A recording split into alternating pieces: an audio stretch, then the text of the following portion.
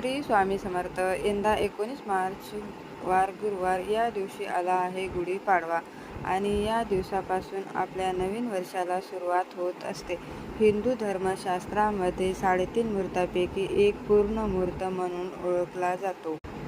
या दिवशी सोने खरेदी करण्याला अनन्यसाधारण असे महत्त्व आहे. परंतु ज्याला सोने खरेदी करणं शक्य नाही त्याने एक वस्तू घरामध्ये घेऊन यायची आहे.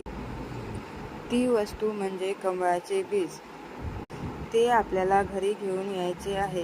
गुढीपाडव्याच्या दिवशी त्या वस्तूवर आपल्याला सेवा करायची आहे. त्या कमळाच्या बियावर आपल्याला सेवा करायची आहे. ती सेवा म्हणजे आपल्याला करायचा आहे अभिषेक. आधी आपल्याला पाण्याने अभिषेक करायचा, नंतर पंचामृताने आणि नंतर पाण्याने. त्यानंतर त्यावर 108 वेळा गायत्री मंत्र, 1 वेळा विष्णू सहस्त्रनाम किंवा कनकधारा स्तोत्र म्हणायचे आहे.